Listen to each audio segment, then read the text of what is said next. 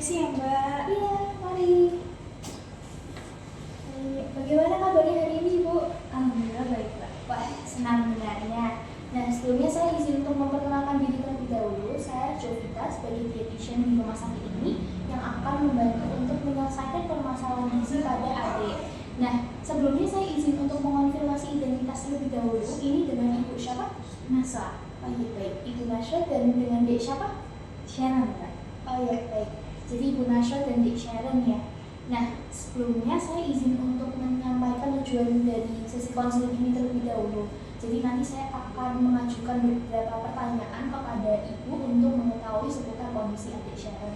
Nah, nanti boleh tolong dijawab aja dengan sejujur-jujurnya supaya kita bisa bersama-sama mencari tahu masalah apa sih yang paling menggambarkan kondisi adik Sharon saat ini, dan nanti kita juga akan menyepakati solusi bersamanya seperti apa gitu. Apakah Ibu bersedia?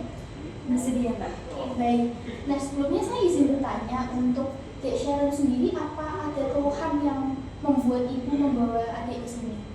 Akhir-akhir ini anak saya itu demam Mbak. Terus juga BAB-nya itu cair sekitar 4 kali sehari. Terus juga buang air kecilnya itu sangat sedikit, dan juga belakangan ini anak saya itu sulit makan dan minum Mbak. Oh baik, jadi cukup banyak ya keluhannya. Kalau boleh tahu, apakah Dek Sharon ini punya riwayat penyakit? Ada Mbak, TB paru, cuman sekarang masih dalam fase terapi. Oke, ada TB paru ya. Kalau boleh tahu, untuk terapi medis yang diterima Dek Sharon, apakah ada sampai saat ini? Ada sih Mbak, cuman saya nggak terlalu ingat banyak. Setahu saya itu ada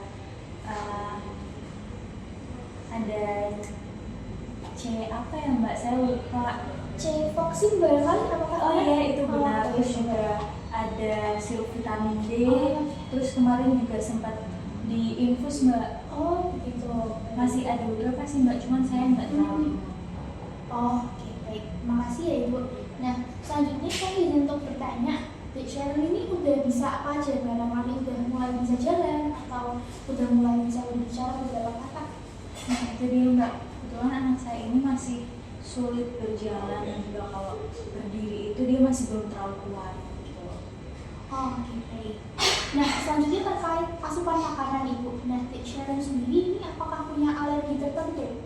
Kalau alergi sih nggak ada ya Mbak, cuman kalau makan itu tadi yang masih susah sih, seperti yang saya bilang. Oke, baik. Nah, tadi Ibu bilang kalau makanannya masih susah ya. Berarti untuk asupan MTH ini apakah masih kurang baik ya sampai saat ini? Iya Mbak, dia ini susah buat kalau saya kasih tim itu dia nggak mau makan Mbak, tim saring gitu. Terus juga cemilan bayi itu dia juga nggak mau. Oh, oke. Baik. Kemudian saya izin bertanya, apakah Dek Sharon ini menerima ASI eksklusif? Iya Mbak, alhamdulillahnya anak saya ini menerima ASI eksklusif sampai 6 bulan. Tapi itu dia sekarang kalau menyusui itu susah. Baik, jadi dari asupan ASInya sendiri kurang baik ya? Kurang baik karena susah menyadapnya. Oh, begitu. Baik. Kalau begitu, apakah dibantu asupannya dengan susu formula atau susu formula? Iya Mbak, tapi cuma sedikit. Kurang lebih sih kayak kurang dari 100 cc ya Mbak. Jadi tidak terlalu banyak juga ya. Nah, kalau minum susu formula itu kan pasti pakai dot ya, atau alat bantu untuk menyedotnya. Nah, apakah Dek Sharon juga kesulitan untuk menyedot susunya kayaknya ketika menyusui? Iya Mbak, sama kayak tadi kalau waktu ngasih gitu kan dia juga susah kan, jadi kayak pakai dot, terus juga pakai sedotan itu masih nggak bisa gitu. Oh, baik. Oke. Nah, selanjutnya saya izin bertanya untuk berat badannya Dek Sharon. Apakah Ibu Naswa ingat ini kurang lebih berapa sih berat badannya Dek Sharon waktu terakhir nimbang? Kalau berat badan sih saya nggak ingat ya Mbak, cuma saya bawa buku ini Mbak. Saya izin untuk lihat ya. Iya, silakan. Oh baik, jadi dari data ini ada seputar berat badan, panjang badan, lingkar lengan atas, dan juga lingkar kepala. Iya. Mungkin saya izin untuk melengkapi data yang ingin saya gali tapi belum ada. Ini untuk lingkar dada. Apakah boleh saya melakukan pengukuran? Boleh Mbak, silakan. Baik. Oke, isi ya Dek. Isi ya. Silakan. Baik.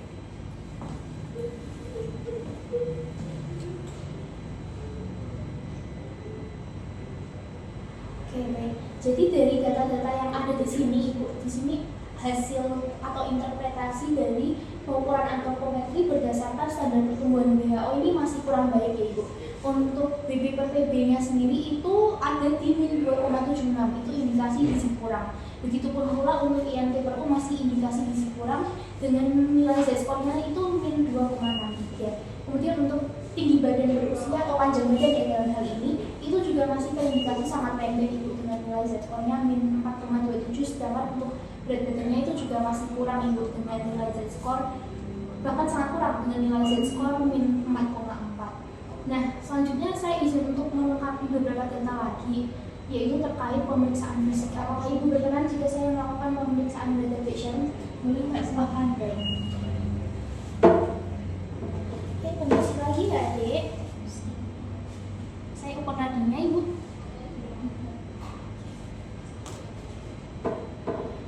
Kemudian saya izin untuk ukur suhu tubuh ya Ibu.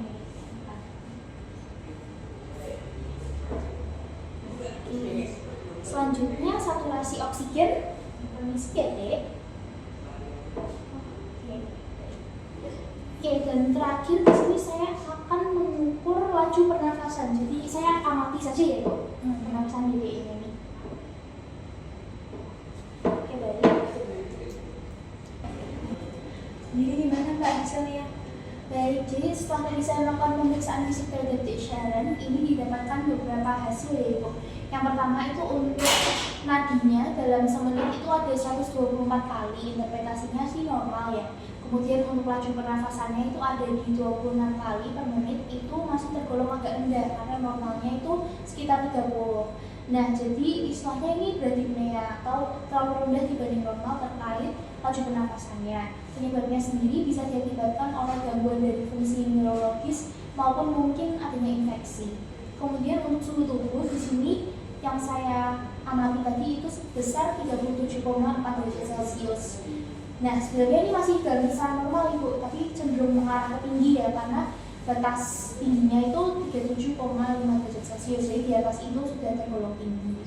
Atau kemudian untuk saturasinya sendiri itu 99%. Nah, ini tergolong baik ya Ibu. Baik. Nah, selanjutnya setelah saya melakukan serangkaian pengkajian tadi, sini saya sudah bisa menarik kesimpulan terkait masalah gizi yang ada pada Dek Sharon. Jadi masalah gizi utamanya itu gizi kurang Ibu. Nah, gizi kurang itu apa? Ini adalah masalah gizi yang diindikasikan oleh nilai Z-score antropometri berdasarkan standar pertumbuhan WHO yang berada di kisaran min 3 sampai min 2. Jadi untuk Dek Sharon sendiri ini ada di angka min 2,76. Itu interpretasinya masih gizi kurang. Kemudian untuk tinggi badan per usianya sendiri itu Z-score-nya ada di angka min 4,27. Jadi ini sangat pendek ya Ibu, atau bisa dibilang severely standard. Kemudian di sini saya juga punya data lab-nya Dek Sharon.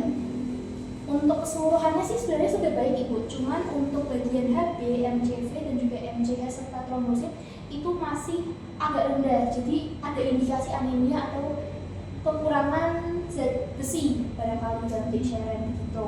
Nah, kemudian tadi juga setelah saya melakukan pengkajian pola makan itu bisa disimpulkan ya Ibu.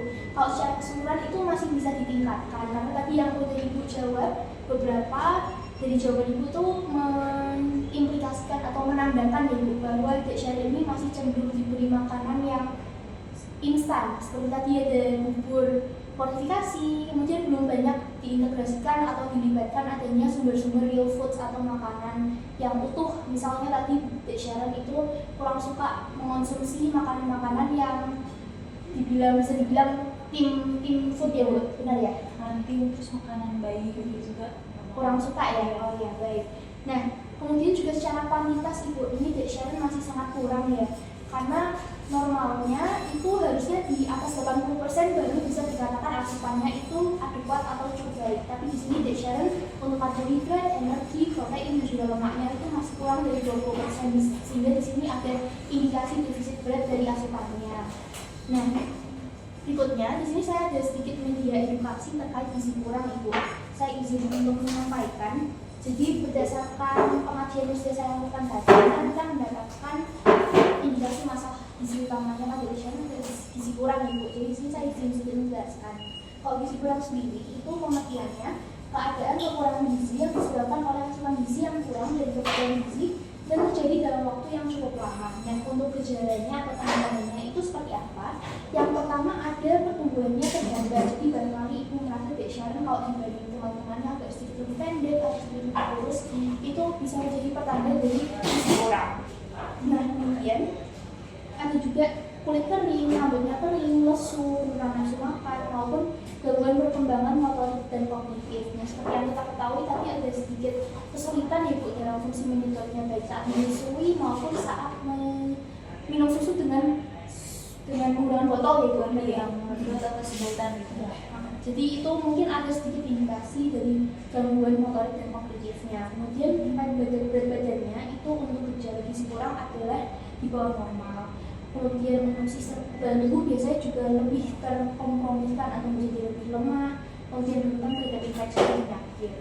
Nah, gimana cara mengatasinya ini? Biasanya kita harus fokus pada pemenuhan asupan dari MTASI karena di sini apabila usianya sudah 11 bulan atau ke atas itu biasanya hampir sebagian besar itu justru merupakan kontribusi dari MTASI terkait pemenuhan zat gizi dibanding ASI sendiri. Jadi untuk MTASI itu apa? MTASI itu sebenarnya adalah makanan pendamping dari ASI yang diberikan kepada anak usia 6-24 bulan untuk pemenuhan kebutuhan gizinya. Kemudian manfaatnya itu apa? Yang pertama ada sumber energi ya pastinya, kemudian juga sebagai pendukung perkembangan kognitif dan fisik anak, mengenalkan rasa, tekstur, dan varian makanan yang beragam, misalnya bisa puree atau finger foods ataupun makanan-makanan lainnya yang dibuat dengan tekstur yang bisa sesuai. Kemudian juga manfaat lainnya yaitu untuk melatih kemampuan mengunyah dan minum. Nah, kurang lebih seperti itu Ibu terkait gizi kurang. Ada yang dibingungkan barangkali atau ingin ditanyakan terlebih dahulu? Berarti kalau untuk anak saya cocoknya yang makanan cincang atau finger food ya Mbak? Benar sekali Ibu. Jadi untuk Dek Sharon sendiri kan masih 11 bulan. Jadi di sini fokus kita itu kita ingin mengenalkan berbagai macam varian makanan supaya Dek Sharon lebih familiar dan juga supaya bisa mulai latihan mengunyah untuk perkenalan menuju transisi ke makanan asli atau makanan untuk orang dewasa pada bapaknya. Nah baik, selanjutnya saya izin untuk melanjutkan ke bagian rekomendasi menu. Nah jadi kan ini saya sudah membahas secara keseluruhan ya masalah gizi yang ada pada Dek Sharon. Tadi ada indikasi gizi kurang. Nah untuk menu yang bisa saya rekomendasikan sendiri, di sini saya sebelumnya izin bertanya kepada Ibu seperti apa sih kurang lebih makanan yang Ibu persiapkan untuk keluarga sehari-hari. Kalau di rumah sih biasanya kayak biasa sih Mbak, ada nasi, terus ada sayur, terus lauk mungkin ayam gitu sih Mbak. Oh baik, jadi sebenarnya sudah cukup beragam ya Ibu. Mungkin juga bisa diterapkan nih ke Dek Sharon dalam asupan gizinya. Pertama-tama mungkin untuk menu makannya itu bisa diberikan dalam frekuensi 5 kali sehari, tapi bukan semuanya makan berat ya Ibu. Jadi bisa dibagi jadi 3 kali makan berat dan 2 kali makan yang ringan atau ringan. Nah untuk makan berat sendiri itu kan pasti ada di waktu makan pagi, siang, dan malam ya. Untuk makan pagi di sini saya bisa rekomendasikan itu bubur ayam. Nah bubur sendiri untuk cara memasaknya itu sebenarnya cukup sederhana seperti masak nasi ya Ibu pada umumnya, tapi di sini airnya yang ditingkatkan. Jadi proporsinya bisa 1 bagian beras dengan 8 bagian air. Kemudian untuk bubur ayam sendiri kalau Ibu mau dan dia juga bisa diganti nih airnya dengan kaldu. Barangkali atau kaldu ayam atau kaldu sapi, karena ini selain menambah rasa gurih, ini bisa juga menjadi suatu bahan makanan yang bermanfaat bagi kesehatan gitu Ibu. Nah kemudian untuk topping ayamnya sendiri itu bisa menggunakan daging ayam baik paha maupun dada yang filet, kemudian ditumis dengan minyak wijen atau dengan bawang putih dan barangkali ada daun bawang itu bisa juga digunakan. Nah kenapa kita menggunakan rempah-rempah alami seperti ini Bu? Karena sebenarnya bayi itu kurang direkomendasikan untuk mengonsumsi pertumbuhan yang dapat merangsang stimulus rasa secara berlebihan misalnya seperti gula maupun garam. Jadi memang lebih diprioritaskan dari asupan-asupan rempah yang normal, contohnya seperti daun bawang tadi, bawang putih, dan juga ada minyak wijen yang selain tinggi lemak jenuh sehingga lebih sehat, dia juga kaya akan antioksidan. Lalu seperti itu Ibu rekomendasinya. Kemudian saya izin lanjut ke makan selihan pagi Ibu. Nah di sini Ibu boleh mulai memberikan yogurt nih ke Dek Sharon. Apakah biasanya Ibu di mana suka makan yogurt atau ada quantity yogurt Ibu? Ada sih Mbak, saya sendiri cuma nggak saya kasih ke anak saya ini gitu. Baik, mungkin boleh mulai diperkenalkan Ibu ke adik sharing juga, terutama untuk yogurt yang memang whole yogurt atau Greek yogurt gitu ya Ibu. Dan Berarti yang plain ya Mbak? iya benar sekali, yang plain bisa diberi 1 sendok kurang lebih Ibu, atau 15 gram itu sekitar 1 sendok makan. Bisa ditaruh di piring, terus nanti disajikan dengan buah-buah yang dipotong kecil-kecil aja biar adik sharingnya nggak tersebar. Nah buahnya tuh bisa apa aja Ibu, tapi disesuaikan aja teksturnya yang kurang lebih enak lah untuk bisa dikonsumsi oleh dedek. Misalnya kayak pisang atau mangga, itu selain tinggi akan vitamin dan serat, itu juga aromanya kan enak ya Ibu. Dan kita sebagai orang dewasa saja suka, sehingga harapannya apabila dikasih ke anak, daya terima juga lebih baik. Nah, kemudian untuk makan siangnya sendiri Ibu, ini bisa dikasih nasi tim dengan telur. Nah, nasi tim sendiri ini prinsipnya sama Ibu kayak masak nasi pada umumnya, tapi proporsi airnya dibanyakin. Jadi bisa masaknya dengan beras 1 bagian dengan 4 bagian air. Nah, kemudian untuk telurnya sendiri itu bisa dengan membuat orak-arik ataupun dikasih air yang lebih banyak sehingga menjadi lebih lunak Ibu. Kalau mungkin Ibu tahu ada puting telur ataupun bisa disebut dengan istilah cawan mushi ya Ibu, yang lebih kekinian kalau Ibu tahu itu bisa juga diperkenalkan ke adik sharing. Nah, untuk telur sendiri ini juga media yang tepat Ibu untuk menyisipkan adanya sayur-sayuran. Barangkali Ibu masak lauk siang juga atau di wortel, itu bisa direbus sampai lunak, kemudian dilibatkan dalam telurnya, sehingga ini menjadi media atau kendaraan yang tepat untuk adik sharing mengonsumsi sayur secara tidak ia ketahui. Terutama ini bisa sangat menguntungkan ya Ibu kalau adik sharing yang seperti kita ketahui tadi masih belum banyak konsumsi sayur dan buah gitu ya. Kemudian untuk menu makan selingan sore nih Bu, tadi kan udah ada buah ya beberapa. Nah ini bisa dikasih buah lagi Bu. Nah ini sekaligus bisa ditujukan untuk membangkitkan kemampuan motorik dari adik sharing. Jadi melalui aplikasi Finger Foods. Nah Finger Foods itu apa? Intinya adalah buah-buahan yang dipotong menjadi kecil-kecil untuk ukuran jari-jari dari adik sharing. Bisa dipegang. Benar ya. Jadi nanti adik sharing bisa pegang buahnya, masukin ke mulut sendiri, selain melatih kemandiriannya, tapi juga akan melatih dia untuk punya fungsi motorik yang lebih baik Ibu. Nah untuk buahnya sendiri juga bisa disesuaikan, yang kurang lebih cukup kokoh, tapi juga tidak terlalu keras ya untuk ibunya, misalnya seperti papaya atau buah naga. Di sini apakah Ibu sendiri juga konsumsi buah-buah seperti itu? Iya kebetulan saya sama suami suka banget sama buah naga terus juga papaya. Oke baik, jadi bisa juga diperkenalkan ke adik sharing ya barangkali dengan ukuran yang lebih kecil, karena selain tinggi akan vitamin C ini juga kayak akan antioksidan Ibu, jadi baik sekali untuk mencegah infeksi maupun kerentanan terhadap penyakit. Begitu. Dan terakhir nih untuk menu makan malam sendiri ya Ibu, boleh diperkenalkan kentang tumbuk dengan bakso. Nah bakso ini sama seperti telur pada makan siang tadi, jadi ini bisa menjadi media atau kendaraan yang tepat untuk menyisipkan sayur-sayuran. Misalnya untuk kentang tumbuk itu bisa dibuat dengan kentang biasa, dikupas, setelah dicuci kemudian dipotong-potong dan direbus Ibu. Jadi setelah direbus sudah menjadi halus, nanti tinggal ditumbuk. Terus nanti boleh lagi dilewatin saringan Ibu, barangkali kalau masih agak kasar atau kalau ini disisain beberapa gumpalan itu juga nggak apa-apa untuk memperkenalkan tekstur baru adik sharing, karena kan kita juga ingin melatih fungsi mengunyahnya ya. Kemudian untuk bakso sendiri itu boleh pakai daging ayam atau daging sapi kalau ada, karena kan seperti kita ketahui tadi adik sharing juga ada indikasi anemia ya Ibu. Nah anemia sendiri itu bisa disebabkan oleh kekurangan zat besi. Nah barangkali Ibu punya daging merah ataupun Ibu ingin melibatkannya dalam menu makan adik sharing itu sangat boleh dan sangat bisa. Caranya bisa dengan membuat bakso. Jadi misalnya daging sapi giling itu boleh di blender nih dengan brokoli ataupun dengan wortel, kemudian direbus sampai halus dan dengan begitu bisa menyisipkan sayur juga untuk dikonsumsi adik sharing. Jadi dedeknya juga nggak terlalu kaget untuk mengonsumsi suatu hal yang belum pernah ia konsumsi sebelumnya gitu kurang lebih. Oke. Sampai di sini untuk menu-menunya apakah Ibu itu yang dibingungkan atau ingin dikonfirmasi lebih lanjut dulu? Sampai sini aman sudah mati. Mengerti ya Pak? Lebih baik.